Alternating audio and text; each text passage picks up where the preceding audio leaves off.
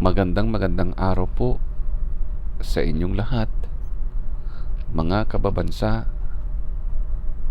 saan man dako ng mundo, sa Pilipinas man, mula Apari hanggang Hulo, Muslim ka man o Kristiyano, tayo ay Pilipino.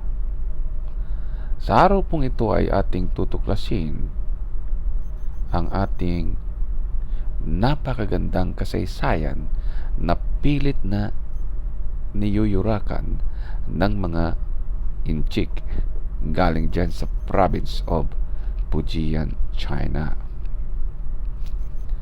Alamin po natin ang mga saloobin ng presidente ng mga Inchik. Ano ang kanilang layunin? Ano ang kanilang pinaplano sa Pilipinas? At ganoon din po, ano ang sinabi ni Dr. Jose Rizal tungkol sa kanyang tunay na bansa na pinapangarap niyang makita ng mga Pilipino. At sino nga ba ang mga Pilipino? Saan nagmula ang mga Pilipino? At itatapik din po natin ang mga Fujian ancestry at mga taga Raoping at mga taga Henan, China, na gumawa ng kanilang mga kasaysayan sa Pilipinas upang i-trace ang kanilang history mula sa China patungo sa Pilipinas.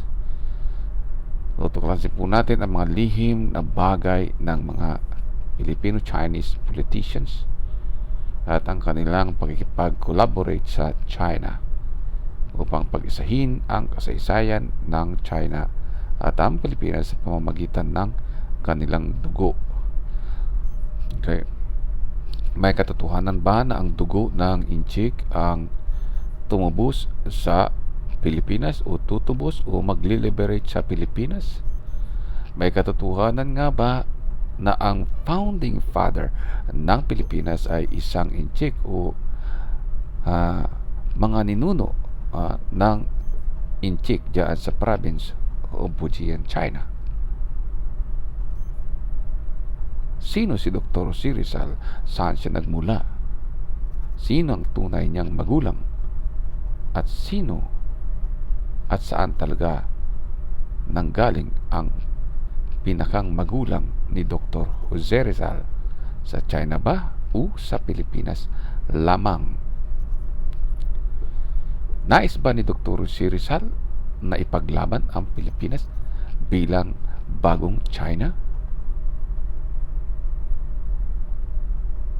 Tunay bang iniidolo ni Dr. Jose Rizal ang China at ang mga apo ng China? Dapat nga bang si Dr. Jose Rizal ay ipagmalaki ang kanyang mga magulang, ang pangalan ng kanyang mga kamag-anak ng higit sa kanyang bansa? Yan po ay ating tatalakayin. Simulan po natin ang ating pag-uusap tungkol sa mga pahayag at talumpati ng presidente ng mga Inchik noong November 19, 2018. Ayon kay Xi Jinping, ang Pilipinas at ang China ay mayroong pinagsasaluhang iisang kasaysayan. Yan po ay ating pasasabugin at yan ay walang katotohanan. Totoo bang ang proud names ng mga pangalan ng Fujian ancestors at mga apo ng China ang dapat alalahanin ng mga Pilipino at dapat na ipinagmamalaki? Yan po ay ating pasasabugin. Totoo nga ba ng lahat ng ipinanganganak dito na apo ng China na tulad ng People's Liberation Army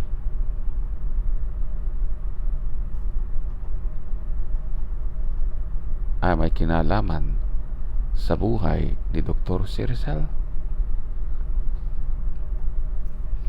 Totoo nga ba ang founding father ng Pilipinas ay Fujian ancestors of China? Yan ay ating pasasabugin at pasasabugin. Yan ay walang katotohanan lahat. Okay? So maniwanag na ayon kay Xi Jinping, lahat ng ipinanganganak ng apo ng province of Fujian, China,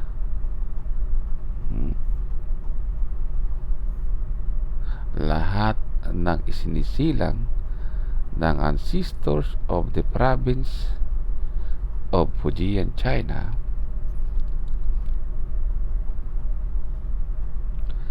ang kanilang ipinaglalaban ay hindi ang Pilipino, hindi ang Pilipinas, kundi ang itatag ang bagong China. So meaning na ang Pilipinas ayon sa kanila noong November 19 ay bagong China. Ang katuwiran nila,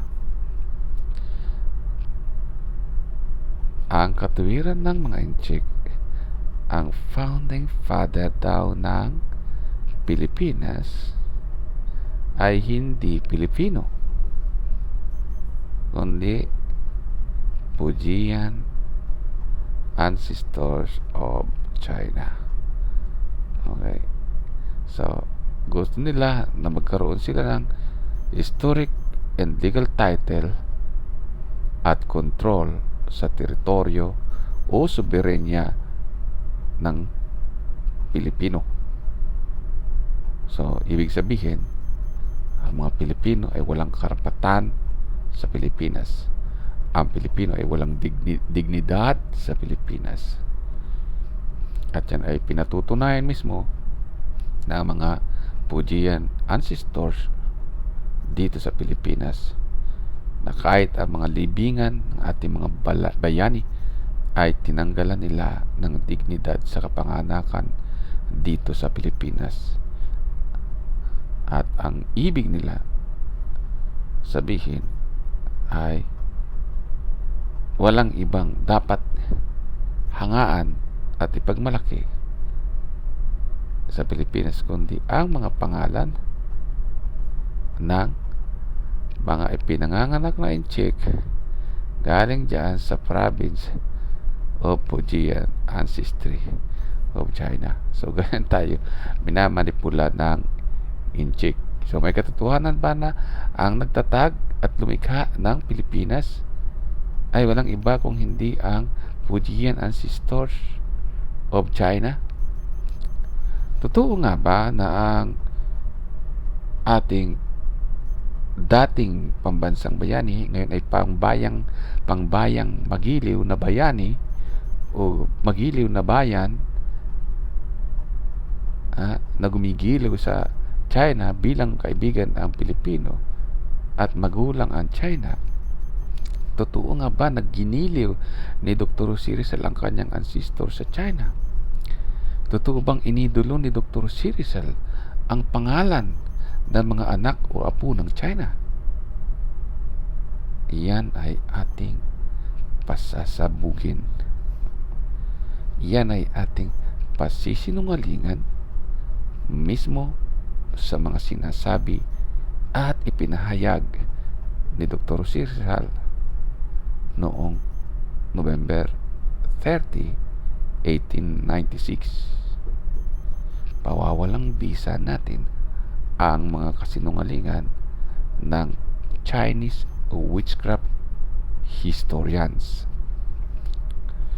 At ilalahad natin mismo na ang Malacanang Palace o Malachinang Palace, ito ang lugar na kung saan ginagawa ang peking kasaysayan ng mga dugo o ancestry of China upang tayo ay ipagkanulo sa komunista. Okay. So, totoo nga ba na si Dr. Rosie Rizal ay nangarap na ipakipaglaban ang Pilipinas bilang New China? Totoo nga ba na si General Yepe ay pinsang buo ni Dr. Rosie Rizal?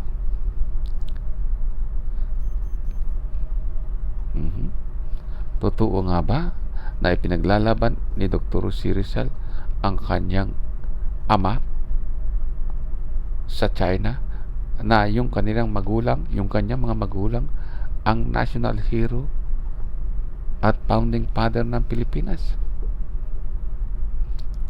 So yan ang dahilan kung bakit ang Pilipinas sa ngayon ay may mga pinunong napakamangmang, may mga presidente na napakamangmang.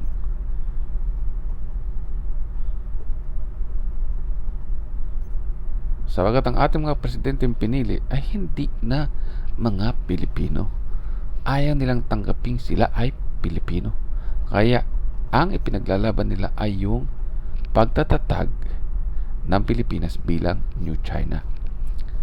Okay, ito na declaration ng isang presidente ng Incheck noong November 19, 2018. Okay, at harap-harapan na yan ay ipinahayag ng China dito mismo kay Duterte. So, hindi pumalag si Duterte. Yan ay ibinuto ng mga Pilipino, na mga Pilipino ay kapag ibinuto nyo ang isang presidente, inaamin nyo na si Duterte ay nagre-represent sa karunungan ng Pilipino.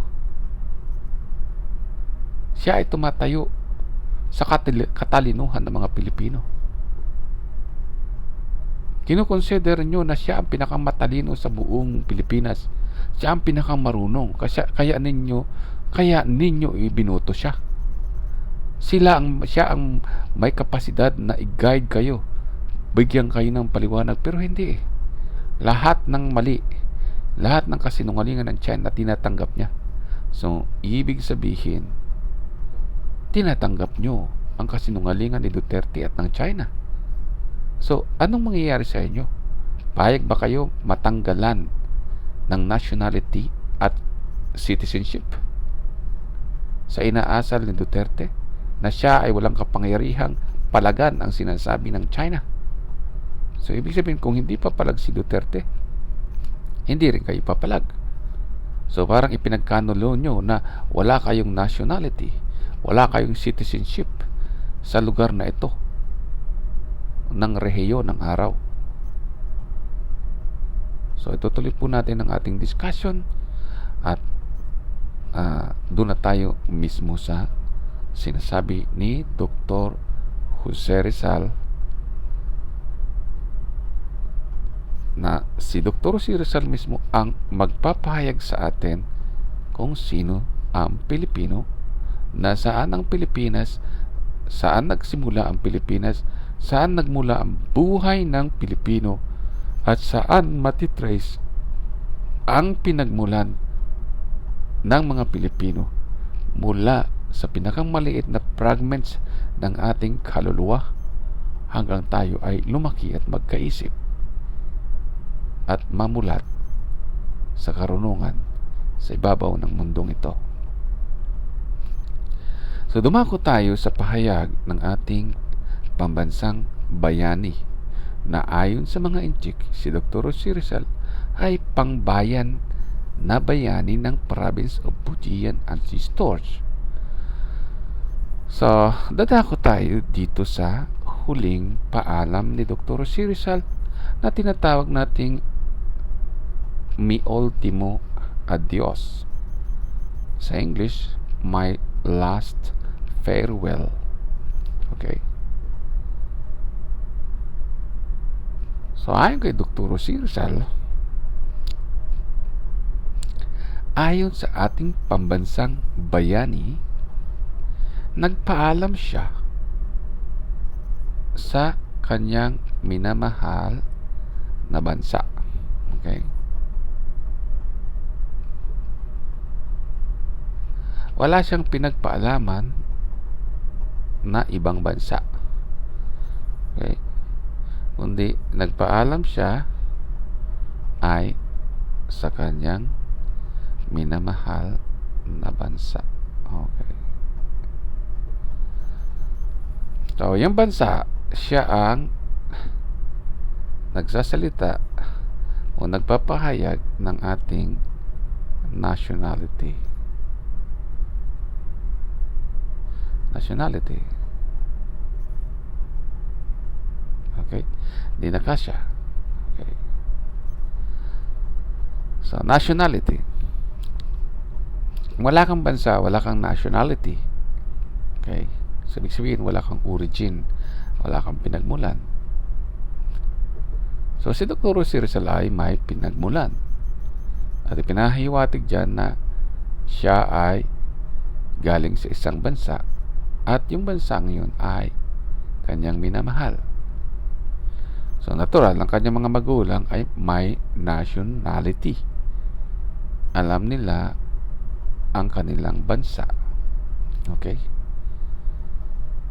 So, ang bansang yan, sinasabi ni Dr. C. Rizal, ay tulad sa isang perlas.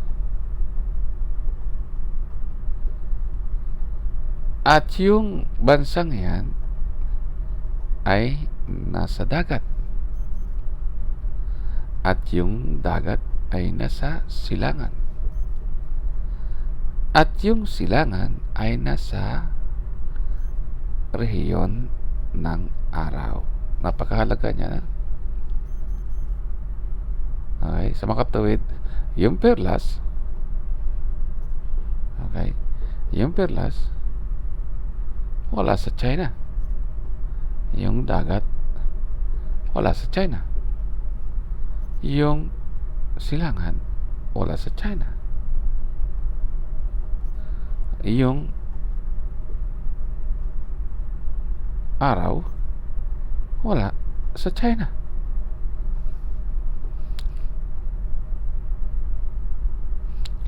So, nasan yung sinasabing dugo ng inchik dyan? Yung perlas, walang dugo ng inchik. Yung perlas, walang lulo sa China. Di ba? Kasi nakatira yung perlas sa dagat para magkakalulo ng inchik. Tapos yung dagat nakatira sa silangan. Paano yung dagat ay magiging pag-aari ng inchik? Nasa silangan. Yung silangan nakatira doon sa rehiyon ng araw. Naiintindihan ba ng inchik yan? So, ibig sabihin, saan nagmula ang perlas? Sa dagat. Saan nagmula ang dagat? Sa silangan. Saan nagmula ang silangan? Sa rehiyon ng araw. Nasaan ang rehiyon ng araw? Saan nagmula ang rehiyon? Saan nagmula ang araw? Yung bansa natin, yung minamahal bansa ni Dr. C. Rizal, may lulo sa China. Paano naging magkamag-anak yung bansa sa bansa? Hindi naman nanganganak ang bansa ng isa pang bansa. Di ba? So, ang gusto ng inchik, heal as one. In China at Philippines, maging heal as one. Paano nga siya sabi ni Dr. C. Rizal? Na hindi naman sinasabi ni C. Rizal na yung China ay nasa dagat. Hindi naman pwedeng yung lulo ay nasa dagat. Di ba? Ancestor. May sinabi ba si Dr. C. Rizal? My ancestors of the Sea of the Orient. Our lost Eden. So, anong salitang Eden? Ano nga ba ang salitang Eden? Makikita ba ang salitang Eden sa Chinese literature? So, ayon kay Rizal, ang salitang Eden ay tumutukoy sa ating bansa. Okay? So, ano ang Eden? Sino ang gumawa ng Eden? Saan ito matatagpo ang salitang Eden? At ano ang ibig sabihin ng Eden? So, ating pong tatalakayin ang mga bagay na yan. So, magsisimula muna tayo doon sa region of the sun. Okay? So, sa madalit sabi, si Dr. Jose Rizal ay nagpaalam sa isang bansa na kayamanang matatagpuan sa rehiyon ng araw. So, may bansa si Dr. Jose Rizal na nasa rehiyon ng araw. Wala sinasabi na yung ganyang bansa ay nasa dugo ng Inchik o nasa China o nasa province of Fujian. Sabi, nasa rehiyon ng araw. So, yung rehiyon ng araw, pwede mo bang saklawin yan? Pwede mo bang sabihin na yan ay sovereignty ng China? Inheritance ng China, ang region of the sun. So, dyan pa lang may conflict na ang Inchik, no? Hindi niya pwedeng itatag ang region of the sun. Sino pwedeng gumawa ng region of the sun? So, walang katotohanan na ang founding father ng region of the sun na kinalalagyan ng Pilipinas ay Inchik. Mahihirapan siya. Paggawa lamang ng araw, hirap na hirap yan. Paano yung region of the sun? Ano bang ibig sabihin yan? Baka yung meaning niyan hindi rin nila alam. So, paano niyang mailalagay ang Pilipinas sa China? Sinasabi ni Dr. Jose Rizal, wala sa China ang bansa ko, nasa rehiyon ng araw. At ang bansa kong yun ay tulad sa isang perlas. Ang bansa ko ay nasa dagat. Ang bansa ko ay nasa silangan. Ang bansa ko ay nasa rehiyon ng araw. So, yan ang paliwanag ni Dr. Jose Rizal. Para binigyan ka ng address, no? Nandoon yung, kinalalagyan ng bahay mo sa isang street. At yung street nasa isang barangay. At yung barangay nasa isang bayan. At yung bayan nasa isang province, or region. At yung province nasa isang bansa. Okay? So, pinalaki lang ni Dr. Jose Rizal yung kinalalagyan. Nasaan ba talaga yung bansa ko? Di ba? So, nilagay niya muna sa malaki na hindi pwedeng abutin ng tao. Tapos kasi niya sinabi, saan sa rehiyon ng araw? Nasa silangan. Nasaan yung silangan?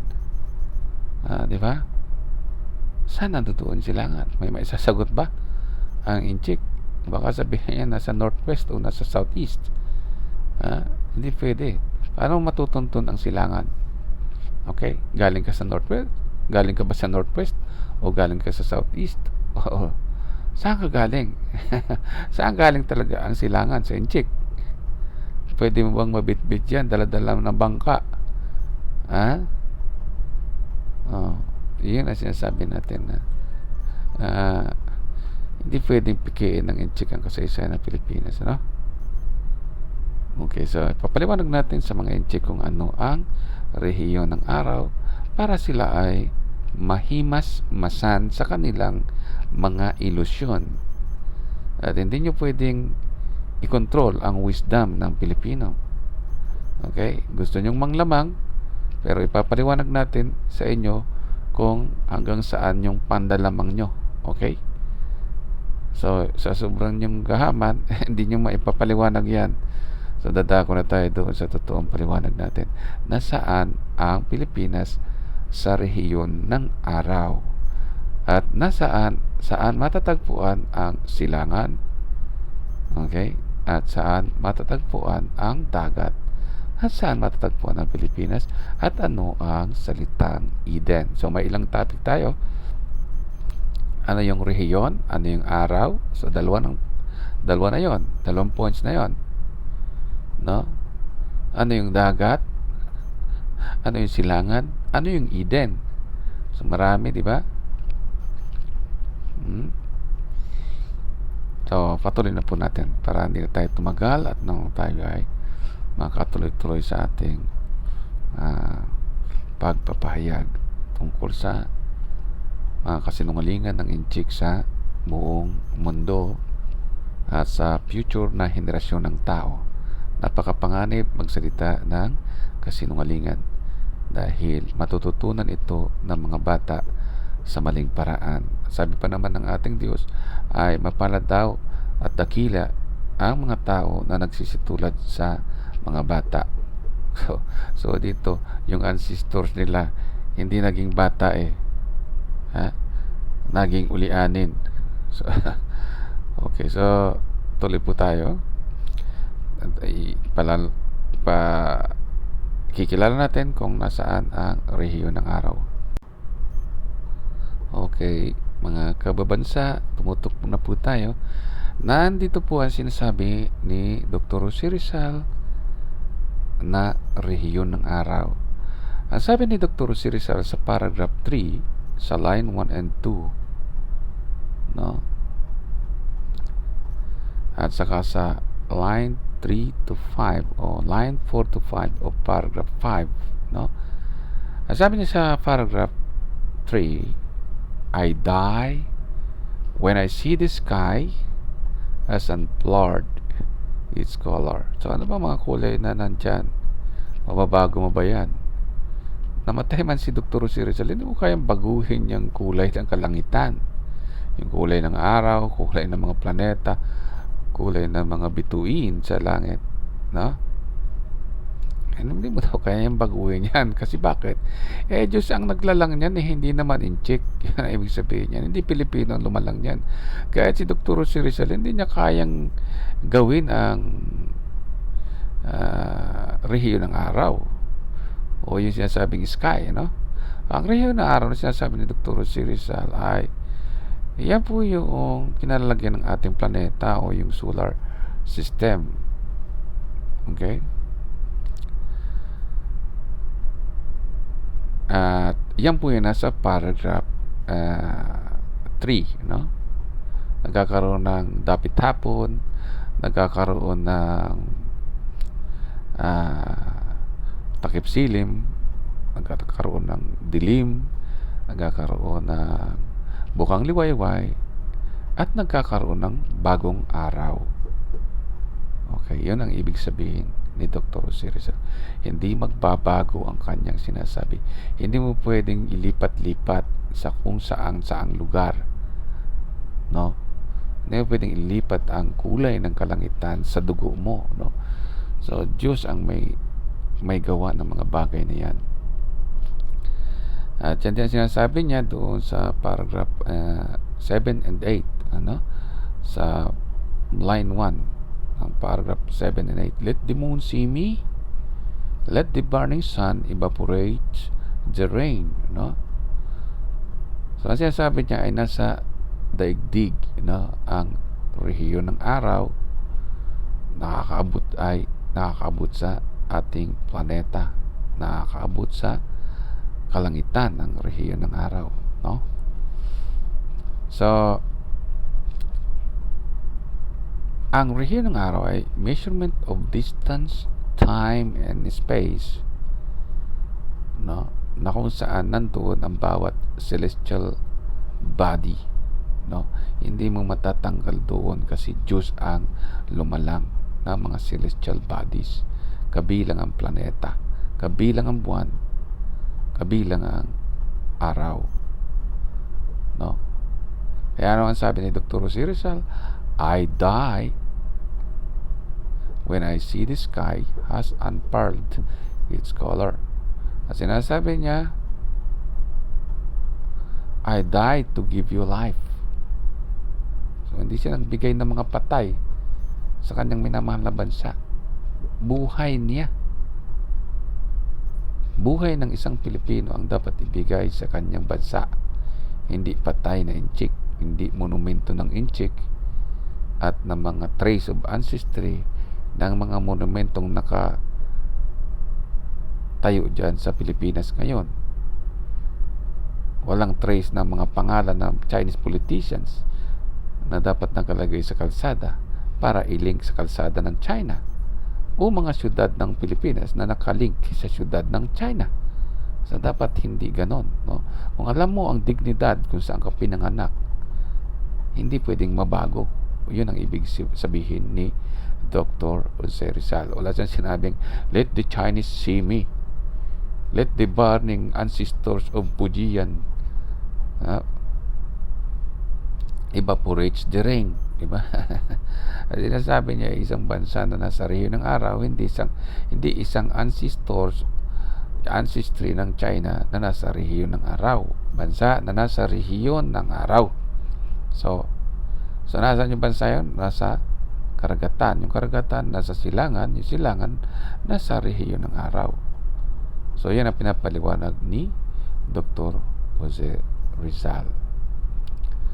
So paano natin malalaman na ang Pilipinas ay nasa rehiyon ng araw at saang rehiyon ng araw matatagpuan ang Pilipinas? Ang rehiyon ba ng araw ay pag-aari ng China? Okay? So ang rehiyon ng araw, okay, ating ipapaliwanag,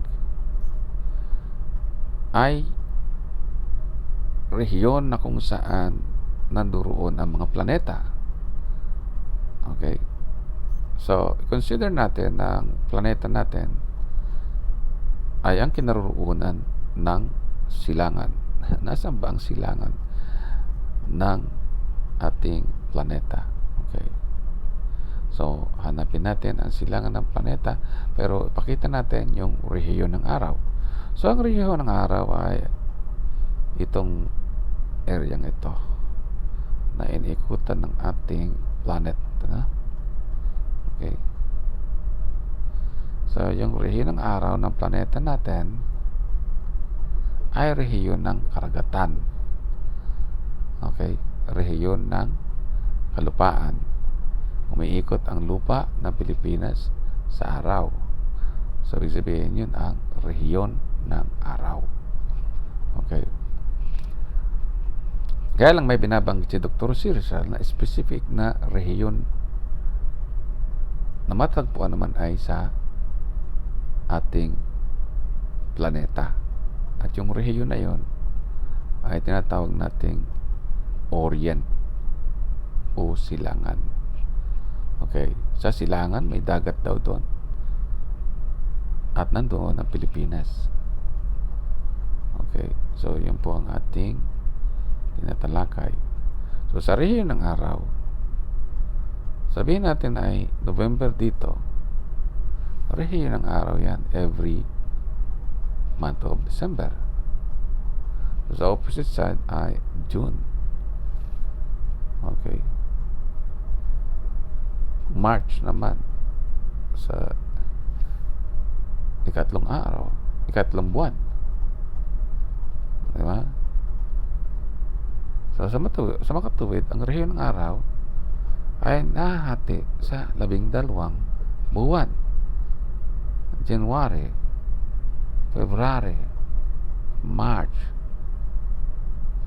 January, February, March, April, May, June, July, August, September, October, November. So, magsisimula ang sukat ng rehiyon ng araw sa center of the sun. Araw nga ang may rehiyon yan eh. Hindi yan China o Chinese region. Rehiyon ng araw, hindi Chinese region. Rehiyon ng araw. Sa rehiyon ng araw, sinasabi ni Dr. Rizal, nandoon ang bansa ko. Saan sa rehiyon ng araw? Okay. So, siyempre sasabihin mo, sa December, di nandyan ang rehiyon ng araw ng December. Kung sa June, di dito sa kabila. Pero saan talaga eksakto fixed geography ng rehiyon ng araw? na wala dyan sa kalangitan, kundi dyan sa kalupaan. Nasaan ang rehiyon ng araw sa kalupaan ng Pilipinas? Okay, nasaan ang rehiyon ng araw sa karagatan? Okay, yan po ang ating tatalakayin. So, ang sinasabi nating rehiyon ng araw ay napakaluwag, no? Pwede pa yung lumampas doon, pwede pa lumampas doon, pwede pang lumampas dyan, ano? So, ganyan. May mga grid yan, may mga grid lines yan, no? Yan, may mga grid lines yan, ganyan. Ayan, nakakita nyo yun sa NASA. Okay. So, ang tawag diyan ay galactic longitude, no? Galactic longitude, for example, every December, nasa 0 degrees yan ng galactic longitude. Okay. Sa opposite side niyan ay 180 degrees. June, month of June, ang Pilipinas nandito sa area ito. Okay. Nandito sa area ito ang Pilipinas. Okay. Kung nasaan yung daigdig, nandoon ang ating bansa. Kaya lang, nasaan yung bansa natin? Eh, di ba ay nasa dagat? Nasaan yung dagat? No? Sa rehiyon ng araw. Eh, di kung June, nandito siya. Dito sa area ito. Okay? September, nandito siya. March, nandito siya. No? December, nandito siya. So, yan ang ibig sabihin ng Dr. Sirsa. Kung pagbabasihan natin ay yung measurement of time, distance, space, and event. Eh kung yun namang measurement ay nasa daigdig, terrestrial location. So, yan ang sa ating pag-aaralan. Kasi ang sinasabi natin ay celestial location of our country, no? At the region of the sun in Milky Way galaxy sa kalangitan. Okay, so nasa langit ang Pilipinas. Okay, at wala sa China. Sa rehiyon ng araw ang Pilipinas at wala sa Fujian Village. So yan ang ibig sabihin natin. So ngayon, so pag-usapan natin ay dito sa ating planeta. Kaya natin patamain, ano? So, yaman it lamang at pinag-aaralan natin ang rehiyon ng araw. Okay, sandali. Maganda siguro ay baliktarin natin, no? Ayan. So, makita natin yung rehiyon ng araw. Okay. Masyado lang wala sa center. Okay. So ngayon, okay. So, ang rehiyon ng araw, na sinasabi ni Dr. Rizal na tumatama sa ating planeta, okay,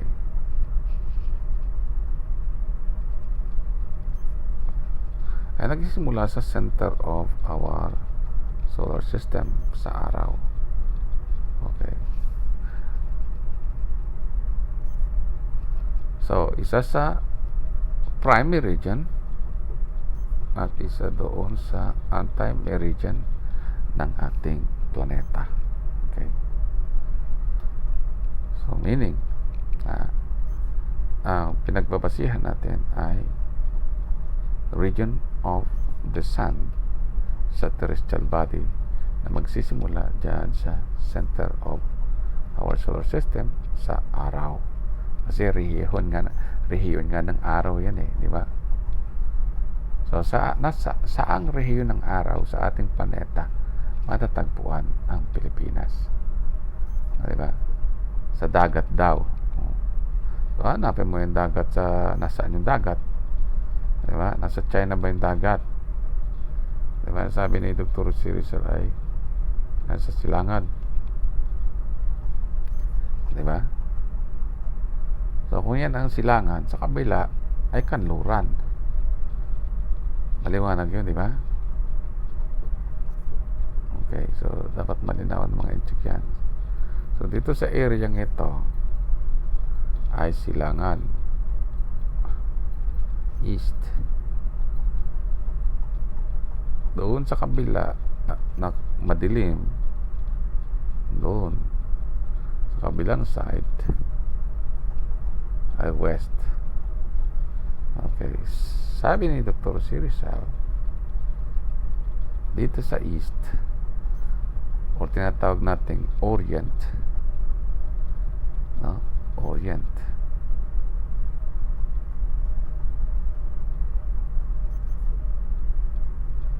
may dagat. May nakita ba kayong dagat dyan sa orient? Okay, di ba mayroon yung combining water ng Indian Ocean at Pacific Ocean? Yan ang tinatawag na Sea of the Orient. Pinagtatagpong ocean dyan sa kalupaan na parteng yan, yan ang tinatawag na Sea of the Orient. Wala dyan sinasabi na Sea of China yan. Dagat na nasila. Sa dagat na nasa silangan, nandyan yung bansang minamahal niya.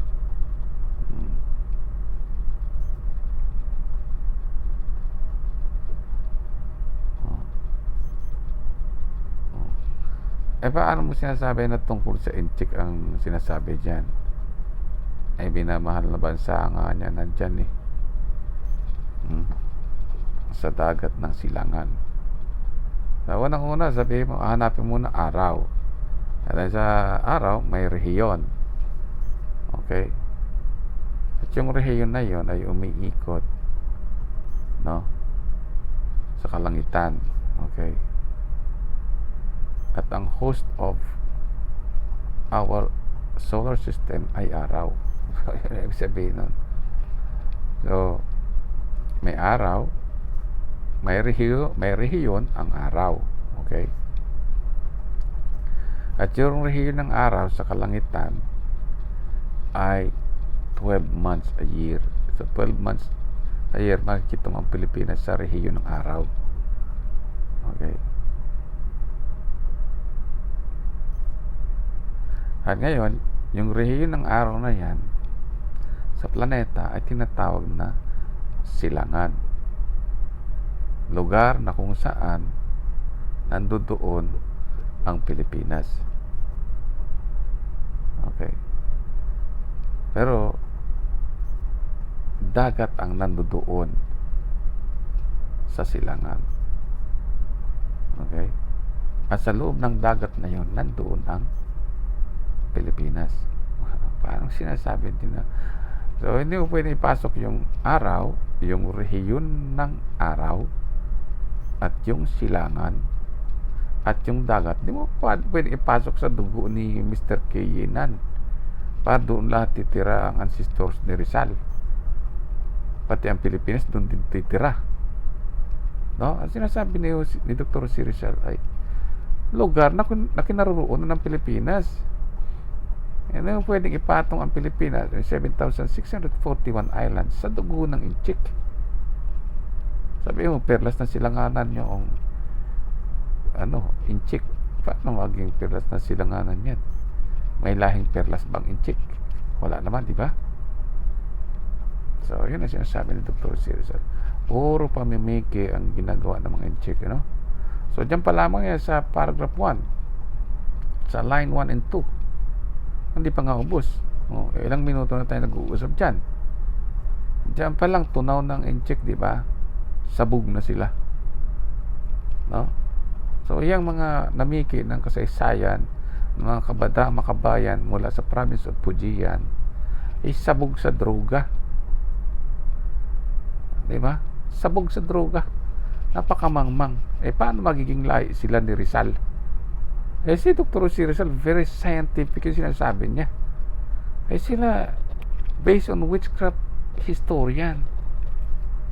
So, dyan pa lang, nakakaya na sila, di ba? So, paano natin magiging proud names to be remembered sila? Kung papayag tayo mga Pilipino na proud names to alalahanin natin, ay kalimutan natin yung silangan, kalimutan natin yung araw, kalimutan natin yung dagat, kalimutan natin ang bansa, ang mahalaga dugo ng inchik, pangalan nila. Paano yung mga bagay na sa langit na sinasabi ni Dr. Si Rizal? So, yan ang ibig nating sabihin. Hindi tayo papayag na tabunan ng kasinungalingan, tabunan ng kamangmangan ang katotohanan. Ang katotohanan ay laging tumatanglaw sa mga Pilipino. Hindi natin pwedeng palubugin yun. At sabihin ay hayaan na lang natin sila. Wala naman tayong magagawa.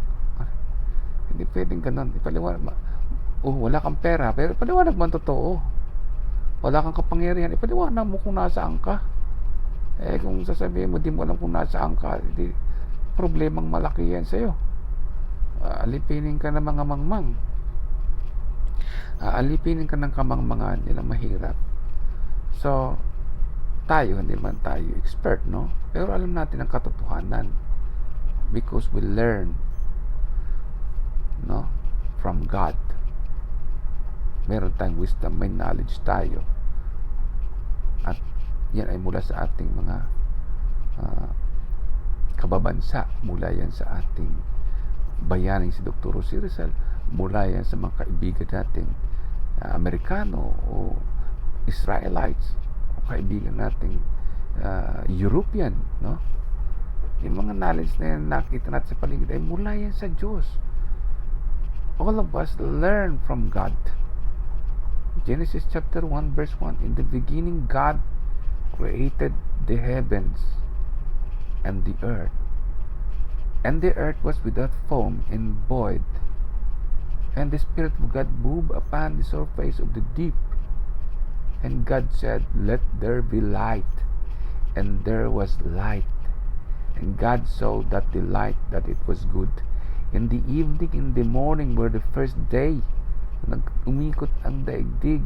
Yung silangan pumunta sa kadiliman, yung kanluran pumunta sa kaliwanagan, and then yung silangan bumalik sa kaliwanagan, at yung kanluran pumunta sa kadiliman. So nagkakaroon ng umaga at gabi, hindi nagkakaroon ng umaga at inchik o inchik at umaga. So hindi pwedeng ganon. Ang rehiyon ng araw, ang pag-ikot ng east and west around the orbit, no, of our planet, nagre-revolve, no, ang ating planeta around the sun at the region of the sky. So yan ang ibig sabihin yan. So kompleto na tayo. Hindi pwedeng magsukat na sasabihin ng mga incheck na, oy, ang history ng Pilipinas ay regarding travel history of Fujian ancestry, no? Kasi sabi ni Dr. Rosie Rizal, a travel of our planet, no? Travel of our country, no?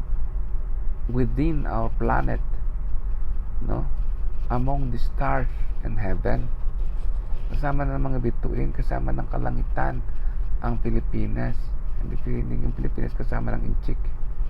Kaya ibig sabihin nun, kung may inchik ng mga sumama sa Pilipinas, siya ay dumating lang para makisakay dito sa, o makisukob o makituloy sa Pilipinas. Yun ang ibig sabihin yan. Okay, meron din silang rehiyon ng araw doon, pero wala naman sila sa dagat, so hindi sila ang pinag-usapan. At wala naman sila sa silangan, no? Pag sinabing ang Pilipinas ay nasa silangan, magsusukat ka from the prime meridian, hindi from northwest. Magsusukat ka from prime meridian to anti-meridian. Doon matagpuan ng Pilipinas sa rehiyon ng araw na yon, sa silangan. Hindi siya sabi na matatagpuan mo ang Pilipinas sa northwest. Hindi, pag tayo muna sa China, pupunta ka sa northwest uli. Hindi, papunta ka na doon sa Russia, hindi mo makikita ang Pilipinas dahil hinahanap mo ang pinagbabasya mo angle ng north and south, between east and west. Direction ang tawag doon, hindi yun silangan, hindi yun region of the sun, hindi direction of reference, from point of origin to destination. Ang sinasabi ni Dr. Rosie Rizal, fixed geography ng isang bansa, hindi direction ng another bansa. So, yun po ang ibig sabihin, no? So, dadako na tayo sa palalakihin natin ang ating region of the sun. Okay?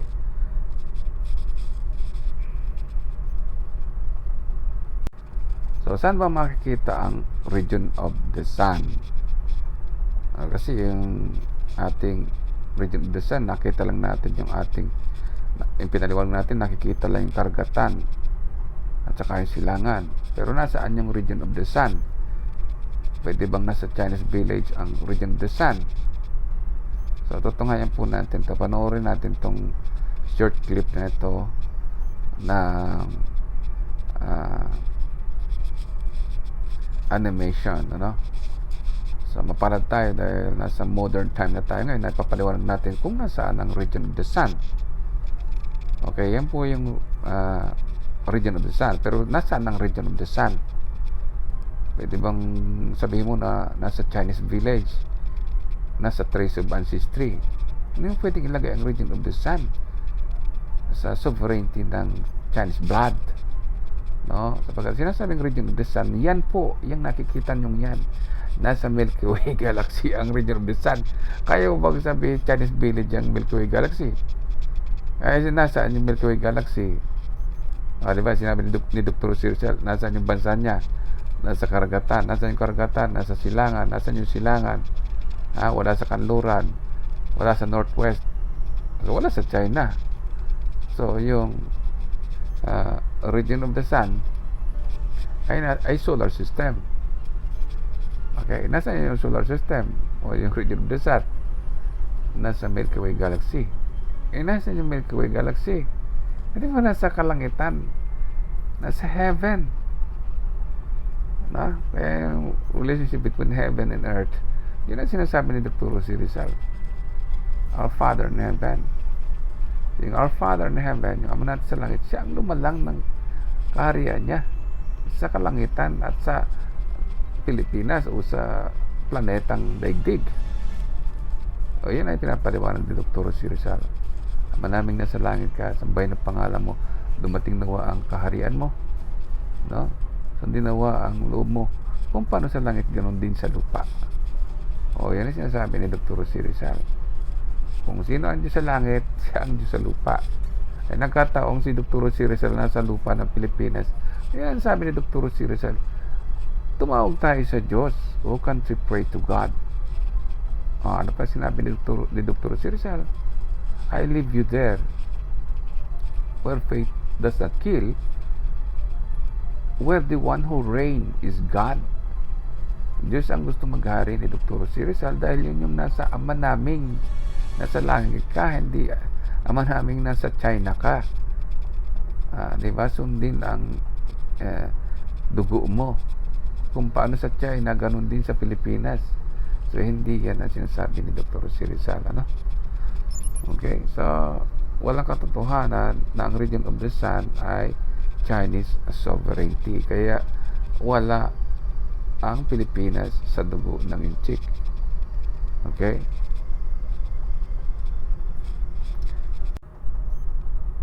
So, nalinawan po natin yung paragraph 1, line 1 and 2 of paragraph 1. Okay, lahat ng line 1 and 2 ng paragraph 1 ay may kinalaman sa geography ng Pilipinas, kung saan makita ang Pilipinas. Okay, makikita ang Pilipinas mula sa sky, kasi nakikita natin ng sky. Yun ang ibig sabihin yan. Makikita ang Pilipinas sa karagatan, at yung karagatan makikita sa silangan, at yung silangan makikita sa rehiyon ng araw, at yung rehiyon ng araw ay nasa kalangitan, no? Yan ang ibig sabihin ni Dr. Rosie Rizal. Kaya yung nakikita ni Dr. Rosie Rizal na sky, yun yung Milky Way Galaxy. Okay, Milky Way Galaxy, yung galaxy na kinaroroonan ng rehiyon ng araw. Okay, kaya nga makikita nyo na lahat ng line 1 and 2 ay makinalaman sa rehiyon ng araw. Katulad dito sa sinasabi niya, okay, sabi niya ganito, let the moon see me. Nasa China ba yan? Nasa China ba ito? Let the moon see me. Let the burning sun evaporate the rains. Diba? Ano pa sinasabi ni Dr. Rosie Rizal? Nasa line 1 and 2 of paragraph 12. Your atmosphere, your space, and valleys are crossed. Oh. Yung beloved niya, mayroong atmosphere.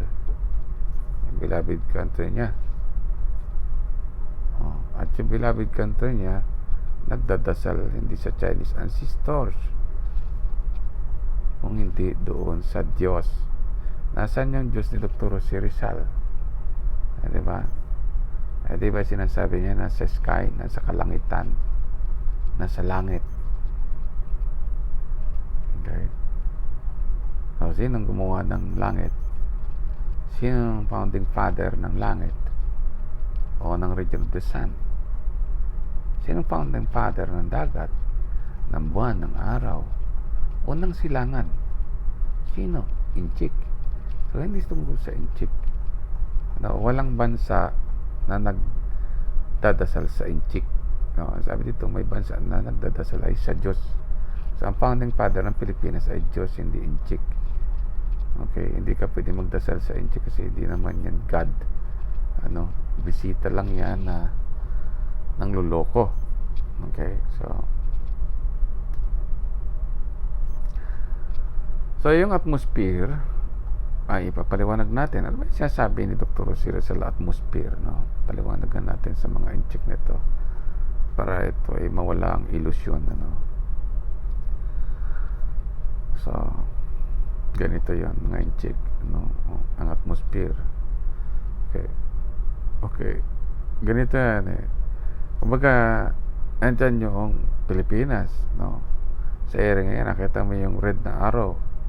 Kumari, nandyan. Every December, nandyan ang Pilipinas. So, ito yung Pilipinas, di ba? Kumari, yan yung nandun. Yung Pilipinas daw, sabi ni Dr. Rosie Rizal, may atmosphere. Gano'ng kalaki yung atmosphere na yan? Gano'ng kataas yan? Paano masasabi na yung sinasabi ni Xi Jinping na ang founding father ng Pilipinas? Bago mo itatag ang Pilipinas, lalagyan mo muna ng dagat. Kasi sabi ni Dr. Rosie Rizal, ang Pilipinas ay nasa dagat. Okay? Tapos yung dagat, lagyan mo ng silangan. Tapos yung silangan, ilagay mo doon sa araw, itutok mo doon. Tapos yung araw, ilagay mo sa rehiyon niya, sa solar system. Kaya mo ba yun? At yung solar system, ilagay mo sa Milky Way Galaxy. At yung Milky Way Galaxy, ilagay mo doon sa kalangitan. O, paano sinasabi ito? Gaano pa kaya ito na sinasabi ka ito? Your atmosphere, your space, and valleys are crossed. Ano? Di ba? So, ayan sinasabi ni Dr. Rosie Rizal, nandoon ang Pilipinas, sa area yun, sa rehiyon ng araw, every December. Nakita mo yung Pilipinas. Nandiyan, pinalaki na natin. Nasaan ba? Nasa China? Wala. Nasa dagat. Nasaan yung dagat? Nasa China? Wala. Nasa silangan. Nasaan yung silangan? Nasa China pa rin? Wala. Nasa rehiyon ng araw. Nasaan yung rehiyon ng araw? Nasa dugo ng Inchik. Nasa Chinese village? Wala. Nasa Milky Way Galaxy. Nasa Milky Way Galaxy? Nasa Trace of Root Ancestry na naman? Wala. Nasa kalangitan. So, yan sinasabi ni Dr. Rosie Rizal. Hindi tungkol sa Inchik. Kaya kayo mga Inchik, yung mga estudyante dyan sa mga Chinese University sa Pilipinas, tigilan nyo na yung pagtuturo na si Rizal ay Inchik. Si Rizal ay Pilipinong-Pilipino. Ngayon, kung gusto nyo, doon na kayo sa China, bumalik na kayo, tanggalin nyo na yung university nyo dahil nanluloko lang yung ancestors nyo. Okay. So ngayon, itong mga nagtatag ng mga piking kasaysayan ay walang iba kung hindi yung mga PDP laban. Laban daw ng mga Inchik. What the Fujian are worth dying for. Ang sagot nila, we fought for the founding of New China. So sino nga baya ang mga nasa table na yan? Diba? Di ba yung mga presidente ng Pilipinas yan? At yung iba magiging presidente pa lang, halo-halo na sila. May murderer, mayroong witchcraft historian. So ilan yung murderer dyan? Halos lahat murderer yan kasi si Cory Aquino, pinatay niya yung bansa natin, tinanggal niya yung 1973 Constitution. Okay, sa 1973 Constitution ay meron tayong bansa, at yun yung bansa ni Dr. Jose Rizal. Pinatay niya. Wala tayong bansa sa 1987 Constitution. Tinanggal niya yung salitang nation sa preamble ng 1973 Constitution. Okay? Anong karapatan niya para tanggalin yung ating bansa? Diba? So bakit? Ang kalaban lang naman niya ay si Marcos. Bakit nadama yung bansa natin?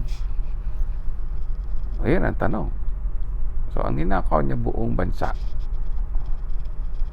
at tinanggal din niya yung by historic rights and legal title over which the Philippines has sovereignty and jurisdiction. Bakit tinanggal niya? Ang Pilipinas ay walang titulong bansa sa 1987 Constitution. Walang kasaysayang bansa sa 1987 Constitution. Walang legal na titulo sa kalangitan, sa karagatan.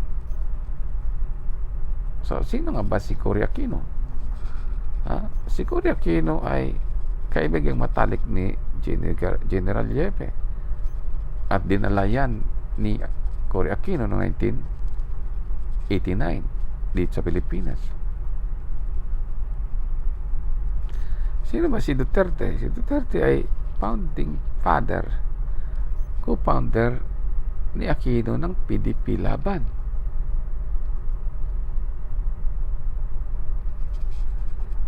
At yan ang sinasabi ni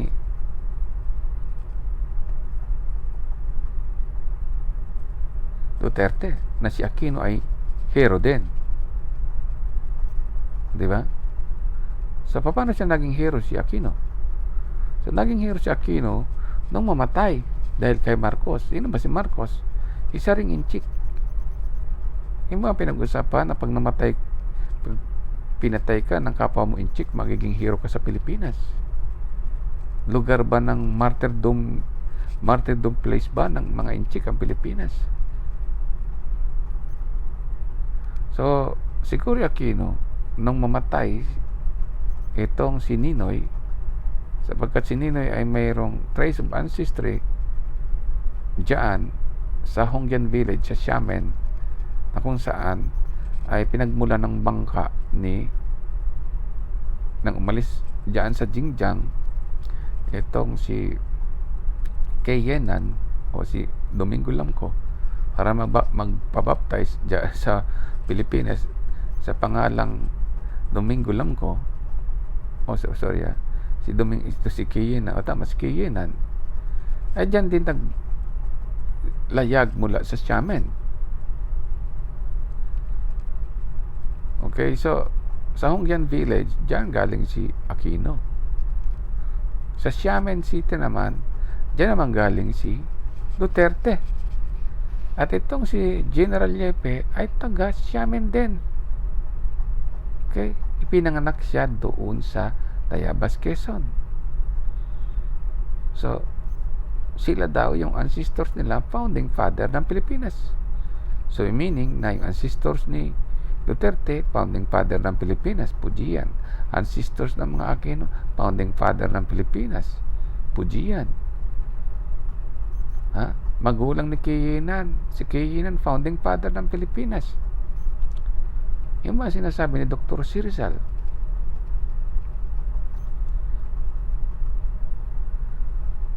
Yung mga ancestors ng China, founding father ng Pilipinas. So matatandaan noong mamatay si Ninoy Aquino, ay ibinurol pa yan sa tabi ni Dr. Jose Rizal.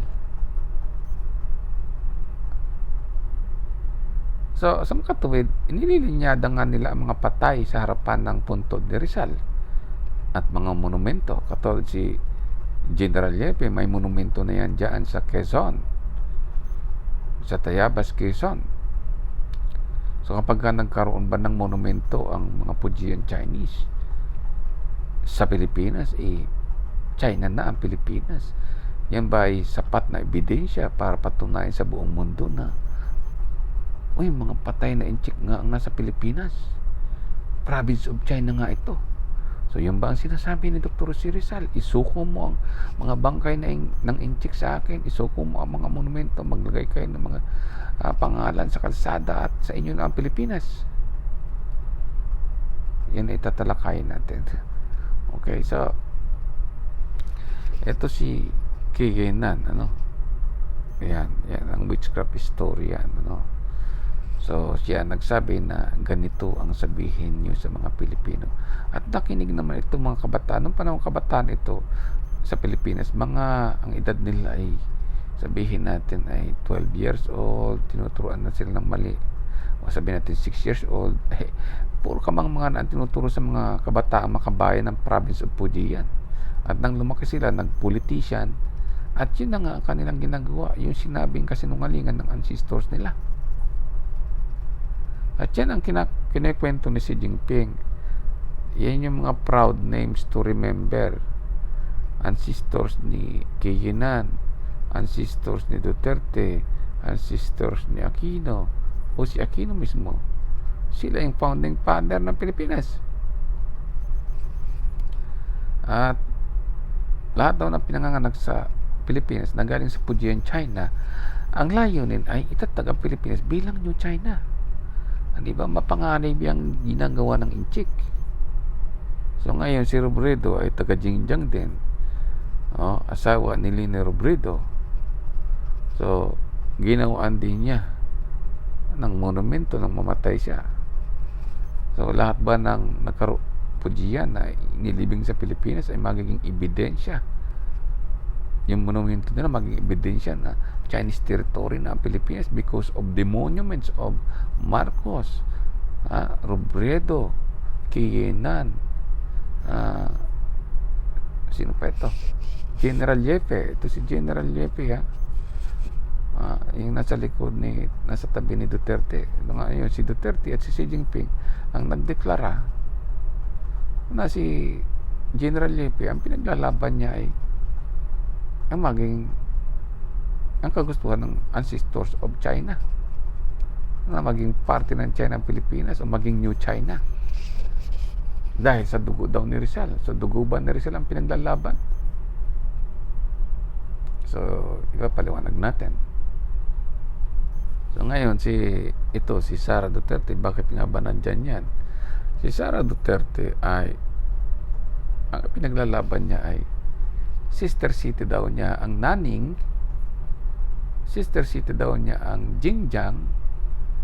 So ibig sabihin sister city niya yung pinagmulan ni Robredo. Sister city, yung Naning hindi natin alam kung sino galing doon. So sister city niya yung pinagmulan ng kanyang ama, yung Xiamen or sinasabing Amoy, China. Sister city daw niya yung pinanggalingan ni General Yepe. Sister city daw niya yung pinanggalingan ni Kiyenan. Sister city daw niya yung pinanggalingan ni nakadeclare po yan, nagdeclare si Sara Duterte, mayor pa lamang, gumagawa na ng Peking history para sa China. Sister city daw niya pinanggalingan ni Xi Jinping, yung Xiamen. Kasi si Xi Jinping, si General Yepe, parehas yan ex-governor ng province of Fujian at dyan nakabase sa Xiamen or sa Amoy. So yung center ng kabahuan ng China ay Amoy. Ang pangalan ng Xiamen originally from the ancient time during the period of Dr. Jose Rizal ay Amoy, Alpha Mike Oscar Yankee, kaya totoo yung sinasabi ni Dr. Jose Rizal, nang hindi marunong magmahal sa sariling wika ay higit pa ang Amoy or Xiamen sa mabahong isda kasi ayaw nilang magmahal sa sariling wika. Ano ba ang wika? Ang wika ay buhay. At ang buhay na yan ay mula sa Diyos. Ayaw nilang tanggapin na ang wika nila ay mula sa Diyos, mula sa kanilang ancestry. Ang wika ay karunungan. At ang karunungan yan at wika ay expression ng ating espiritu o ng ating kaluluwa. Okay? Hindi makakapagsalita ang pagkatao natin kung wala ang ating espiritu o ang ating kaluluwa. At yung kaluluwa natin ay mula sa Diyos. Yun ang sinasabi ni Dr. Jose Rizal na ang mga kaluluwa ng Pilipino hindi galing sa Chinese ancestry, galing sa Diyos. Okay? So sila naman, yung monumento nila, nilagay nila sa Pilipinas, pinagtatayuan ang kung ano-anong kalsada, nilagyan ng mga pangalan nila, boulevard, no? So, ang plano pala nila, ilakay ang kanilang mga pangalan sa kalsada at ilagay ang mga monumento nila sa buong Pilipinas at para sabihin, ito yung ebidensya ng China na ang ancestry ng China nasa Pilipinas magmula kay Rizal. So, hindi naman sinasabi ni Dr. Si Rizal na yung monumento niya nakalagay yung China. O sa monumento niya o sa dugo niya nakalagay ang Inchik. O yung dugo niya ang basihan na teritoryo ng Inchik ang Pilipinas. Okay, paano yung dagat? Yung silangan? Paano yung region of the sun? Nagkaloko-loko na mga mabahong kasaysayan ito mga Inchik na to. Ngayon, ito pa, isa pang mamamatay tao na buang na to. Ito, taga Xiamen din yan. Yan nagtatag na meron daw anak ng bayan ang province of Fujian ancestry dito. At yan yung mga komunista na galit sa Amerika, galit sa mga Pilipino, galit sa mga military. Okay, tinuruan niya yung mga kabataang Inchik at ito ang first batch ng anak bayan. Yung teacher, ito yung estudyante niya sa Lyceum. Puro kasi sinungalingan ang tinuturo. Sinungaling ang teacher niya. So makikita mo na pinaglalaban pala nila ay New China at lahat yan maliban lang si Xi Jinping nasa list of Chinese Filipinos. Si Duterte, kinalaban niya si Marcos noong panahon niya. Hindi kaguhan, di ba? Pinalaban ni Aquino ni Marcos ang mga kabataan makabayan, samantalang itong kabataan makabayan ay coalition din ni Marcos. So ganyan kaluko-luko itong si Marcos. So formula daw yon ni Aquino. Pinadala daw niya yung formula ng communism to legalize communism ay may iba't ibang approach sila but they are united in one. So first approach, okay, pumatay ang mga lulo ni Marcos. Sila limahong sumalakay sa Pilipinas, hindi nagwagi. Nanirahan dyan sa Pangasinan, nangulikta ng tax. Hadi budol-budol, and then nagtira sa Ilocos.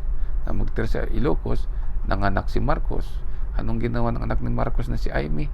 Nakikipag-collaborate sa Chinese Chamber of Commerce. No? Ang Chinese Chamber of Commerce, siya yung legion ng mga Chinese businessman na budol-budol. Bakit natin sinabing budol-budol? Dahil si Lucio Tan, siya rin ang nagnakaw ng history ni Dr. Si Rizal. After niyang magnakaw ng $900 million sa World Bank. So paano nakapagnakaw siya sa World Bank ng $900 million? Ginamit niya ang gobyerno. So meaning na ang Chinese Chamber of Commerce siya nagpapatakbo ng gobyerno. Dami lang ang presidente. Kasi hindi makakapagnakaw ang isang Chinese ng $900 million kung walang basbas ng presidente. Saan ginamit? Paano makapag-release ng $900 million? Ginamit daw sa poverty project. Ay nakaabot ba sa mahihirap? Hindi. Sino nagbabayad? Pilipino. Napakulong ba ng mga presidente yan? Wala. Janet Lim Tapulis? Wala. Janet Lim Mahong na pulis, wala. So, ganyan itong malaking budol-budol gang, itong Fujian Ancestry or Communist Party of China. Okay? Ito, katulad ito. No? Ano ba sinasabi nitong buwang na si Duterte? Siya daw ang kahuli-hulihang tao, hindi sinabing Pilipino, kahuli-hulihang tao na magpapahirap sa mga Pilipino. Saan ka nakakita na i-oppress mo ang mga Pilipino? Mahirap kayo, sabi niya. So, yun, ang kabayan. Di ba, ang bansa ni Dr. C. Rizal, walang mamamatay tao, walang alipin. At walang oppressor. Bakit oppressor siya? Kaya hindi lahi ni Rizal yan, ang Fujian. Ito, oppressor din itong buwang na to. Maraming pinatayan dyan sa Shanghai, kung saan-saan pa. Okay? Ito, ang pinatay niya, buong bansa. Buwang na to. Tinanggalan ng history ang Pilipinas, pero yung kanyang asawa ginawa ng monumento, yung sarili niya ginawa rin din niya ng monumento. Si Cory Aquino may monumento, pero ang Pilipinas tinanggalan niya ng historic rights and legal title. So anong ibig sabihin nun? So gusto nila kasaysayan ng mga inchik ang nasa Pilipinas. Okay, so pakita natin mamaya. So ito, ang daming pinatay nitong si pulis sundalo. O anong ginawa ni Cory Aquino? Pinalaya lang niya itong buwang na to. Sino ba si Cory Aquino? Siya ang tuta niya si Duterte dahil siya ang nagtatag kay Duterte bilang OIC Vice Mayor ng Davao. Wala noon, maraming ninakaw na lupa itong buwang na to at nag-expand yung Chinatown na ginawa niya.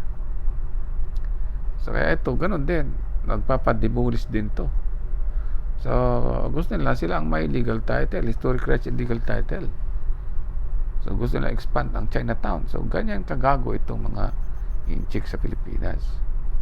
At napapaganda lang sila dahil doon sa pangluloko nila at para makapaniwala nila yung troll at yung mga Chinese Filipino na galing dyan sa China, yun ang kanilang mga butante. Kaya sila nagiging presidente at vice president. Magic lamang nila ang history ng Pilipinas. So dumako tayo doon sa sinasabi na Constitution. Okay, so balik tayo doon sa Constitution na sinasabi natin. Okay,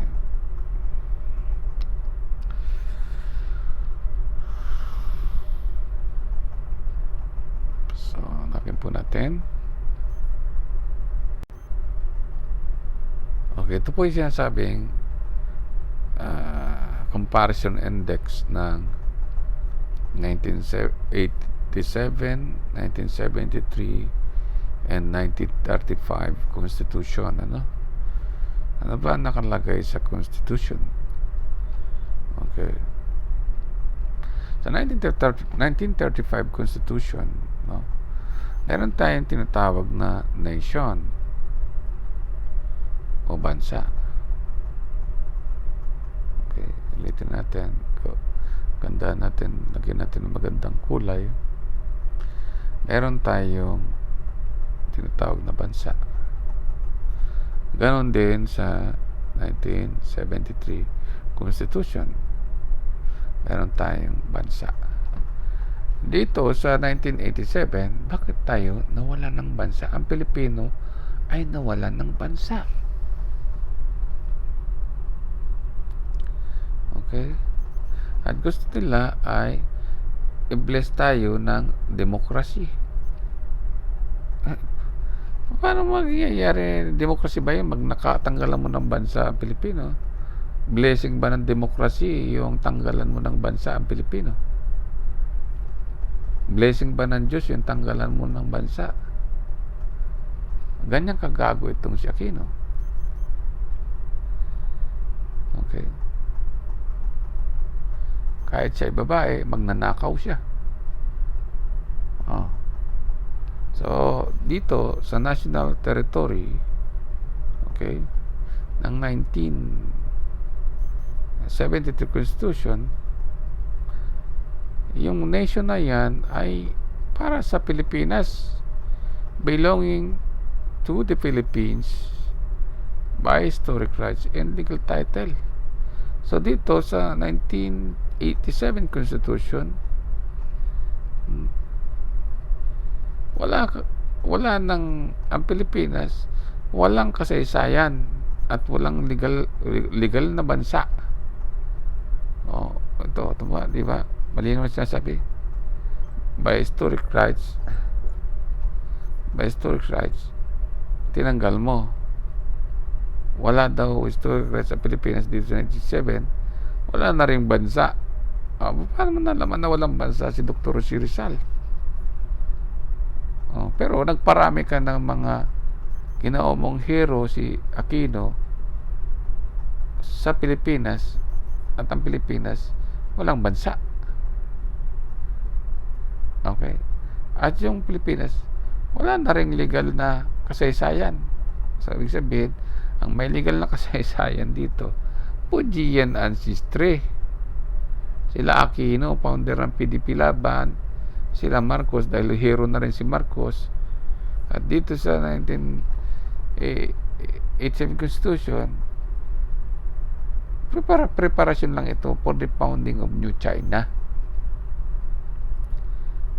So yung 1987 ay preparation for the founding of New China.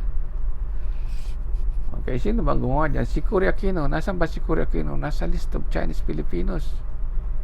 So anong kagustuhan ng mga Chinese Filipinos?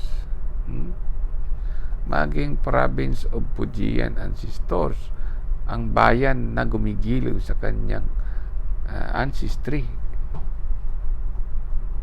sa bansang China. Naging friendly state na lang ang Pilipinas. So totoo ba na naging friendly state ang Pilipinas? Oo daw, dahil yun ang nasa bayang Magiliw daw ang ating bayan doon sa ancestors of province of Fujian. So ganyan tayo minanipula ng mga inchik. So walang katotohanan, pero ginagawa nilang katotohanan ang pamimiki nila. Okay, so ang dami nating topic na pwede nating i-discuss, So yung sequence ng mga pangyayari mula nung People's Power Revolution ay walang iba kung hindi i-divert ang revolution ni Dr. Jose Rizal, palabasing mga apo ng China ang namamatay sa Pilipinas at ipinaglalaban ang Pilipinas bilang bayan of Fujian ancestry. Kaya nandiyan si Ninoy Aquino, itinapat din kay Rizal, at si Rizal ginawa ng lulusot China para palabasing Chinese sovereignty ng communist ang Pilipinas. So marami silang mga magic, So bakit nakakaroon sila ng kasaysayan sa Pilipinas? Ay pilit na binubuto ng mga mangmang na Pilipino or niluloko nila ang Pilipino. Kaya nagiging mangmang. At ang Pilipino, akala nila ay mga Katoliko itong mga taong ito. Hindi ito mga Katoliko. Nagpangalan lang silang Katoliko para maging anghel ang kanilang espiritu ng kadiliman.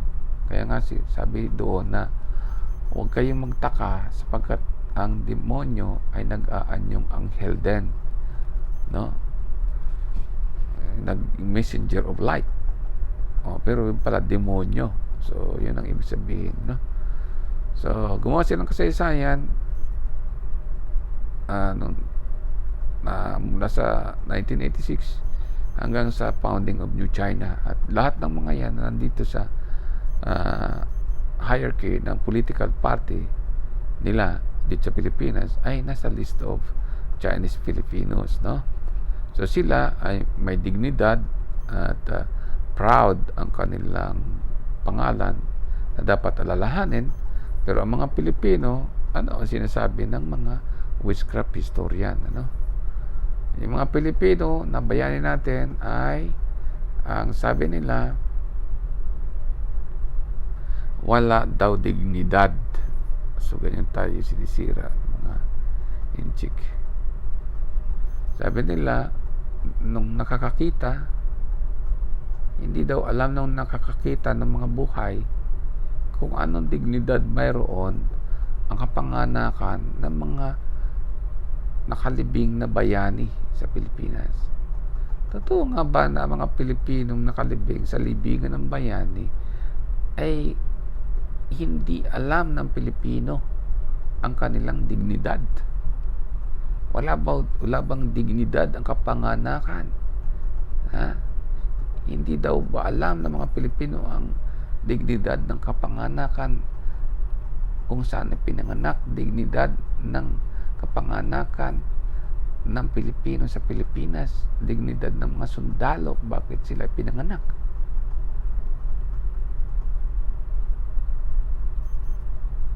Okay? So, pinaamin nila. So, yung witchcraft historian na yan, ano pa sinabi niya? I do know, ang alam lamang daw nitong taong itong nagsusulat ng kasaysayan ay natuwa sila sa kamatayan. Hindi alam niya ang dignidad ng kapanganakan ng mga namatay, pero alam niya kung bakit sila namatay. Natutuwa sila kung bakit sila namatay. Pwede bang ganon yan? Ikatuwa mo yung kamatayan nila. Dapat unang-una, ikatuwa mo yung glory ng kanilang dignidad. If God created your soul, if you accept that the final redemption is God, if you know that your birthplace is a nation of godly people, may dignidad tayo. Bakit sasabihin mo hindi mo alam?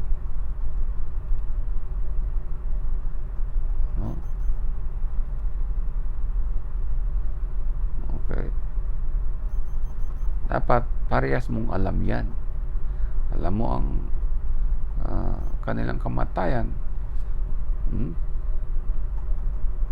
How glorious is their death. Abay, dapat alam mo ang dignidad ng kanilang kapanganakan. Diba? Ang buhay ay galing sa Diyos. So, sasabihin mo, walang dignidad yung Diyos. Hindi mo alam dignidad ng buhay. Paano mo hindi mo nalaman ang dignidad ng kanilang kapanganakan? So, yan ay kulang, So, ganun yan. Ay paninira yan.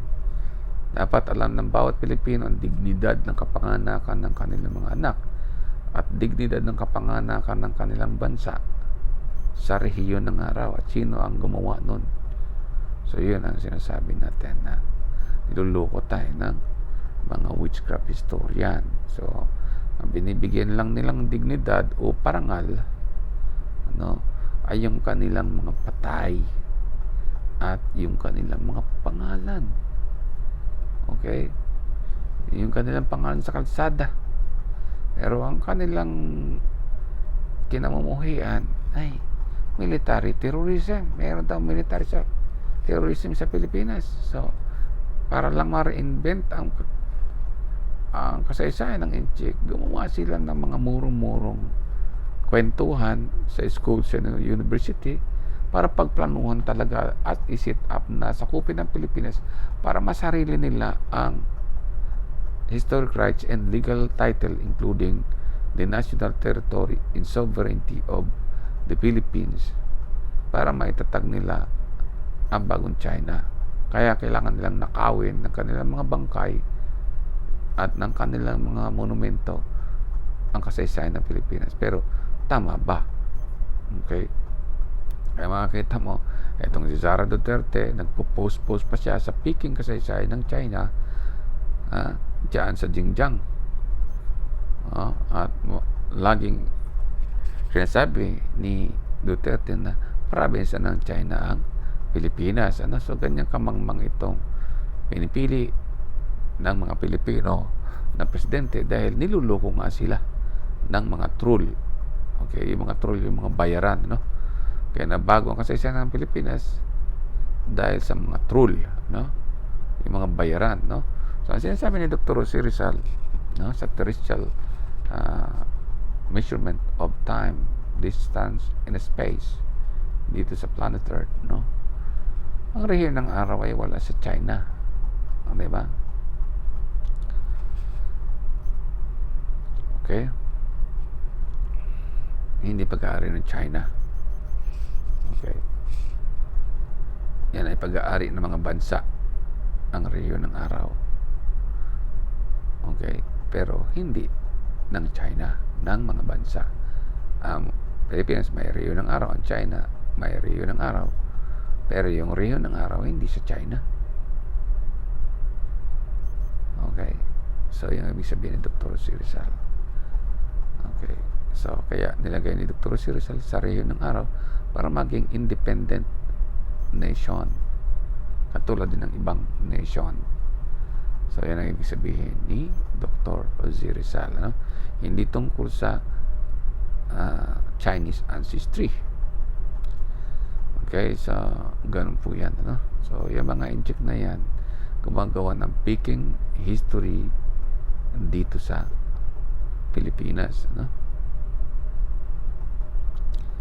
So makikita natin na si Xi Jinping ay nagkukunwaring naawa sa apo ng China dahil akala niya ay si Dr. Jose Rizal ay pinatay ng mga Pilipino, ng mga military, at yan ang sinasabi na kumbaga nagpapaawa pa itong mga magnanakaw ay kunwari ay nakipaglaban. Ang pinaglalaban ay mga pagnanakaw nila, sovereignty, historic rights, and legal title. At naawa pa sila, kunwari naawa sila kay Dr. Jose Rizal, pero nagtatawa sila sa loob ng kaluluwa nila. Ay, atin ang Pilipinas, atin ang karagatan, atin ang rehiyon ng araw, atin ang silangan, atin din ang lahat ng kaluluwa ng mga Pilipino. So, yan ay pangbubudol, ano? So, makita natin na ginawang kamag-anak ni Dr. Jose Rizal itong si General Yefe. Kasi, puro merkado lang makikita mo, no? O, ayan. Doon nila itinama kay si Dr. Jose Rizal sa merkado. So pinalalabas nila na si Dr. Jose Rizal ay pinsan buo ni Sixto Mercado Yap Uy Chongko na taga Tayabas. At si Dr. Jose Rizal, ang ipinaglalaban daw nito ay founding of New China. So ito mga sa Tormina na ito, Pasiano, Concepcion, ay yan yung mga mangluloko na hindi nila alam kung nasaan ang dignidad ng kanilang kapanganakan. Yan ay may trace of ancestry hanggang sa makarating kay Chinko Sunyo, the genealogy of the lost tribe of Xiongqi village. So, Ines de la Rosa, no? Kikita mo yan, ha? Lamco, yan si Domingo Lamco. Okay, Magdalena Vergara, ano? La Trinidad, Juan Bautista, ano? Parang kamag-anak yan, yun, ha? Sino ba yung Bautista dyan? Na artista. Herbert Bautista. Ay, nako. Kaya pala gumagawa ng mga Chinese, ano yan dyan sa Quezon City, sa Banawe, ano? Kaya yung mga Bautista gumagawa ng history ng inchik dyan sa Quezon City. So dapat hindi natin ibubuto yan, ano? Hindi tayo nagmamalay na ito mga son of China or youth of China gumagawa ng history ng Chinese Chamber of Commerce. So ang gumawa po ng Chinese Chamber of Commerce ay walang iba kung hindi si Ramon Magsaysay, yung lagi nilang pinasisikat. Kaya pag nakakita kayo ng mga presidente ang pinasisikat lagi nila ng Pulse Asia, ay ibig sabihin niya ay okay, nasa kabila ng pagbabago ng kasaysayan ng Pilipinas ang Chinese Chamber of Fujian Scammers, no? So, yung Federation of Chinese Filipino Chambers of Scammers, nagnanakaw ng bilyong-bilyong piso at teritoryo ng Pilipinas, ay nagsimula noong March 1954. Okay, bago mag-UNCLOS 1, 1958 yung UNCLOS 1, 1960 yung UNCLOS 2, and 1982 naman yung final implementation ng UNCLOS 3. Okay, so nakaparallel sila, no? So gusto nila magparallel ng history, kaya ginawa nila ng lolo si Dr. C. Rizal sa China, at gusto nilang ma-divert ang Philippine Revolution na hindi galing sa Pilipinas, kung hindi galing sa province of Fujian, at pinalalabas nila na kiniklaim ng Fujian ancestors ang Pilipinas bilang bayan ng province of Fujian ancestry of China. Ganun po yan. Okay? So, ang may pakana ng Chinese Chamber of Commerce ay walang iba kung hindi si Magsaysay. Kaya si Magsaysay ay inchik din yan. Okay? So, ngayon ay kabilang dito si Lucio Tan, nagnakaw ng 900 million dollar. Okay. Yan lang man ninakaw niya, hindi pa niya binabalik. Pero yan, Fujian ancestors yan, no? Kaya makakita nyo na ang mga Fujian, mamamatay tao, magnanakaw, plunderers, at witchcraft historians, at money launderer din. So, pag nakita mo yan si Lucio Tan, no? Ay, kung ari, napakayaman, kung siniro lang siya, no? From rag to riches.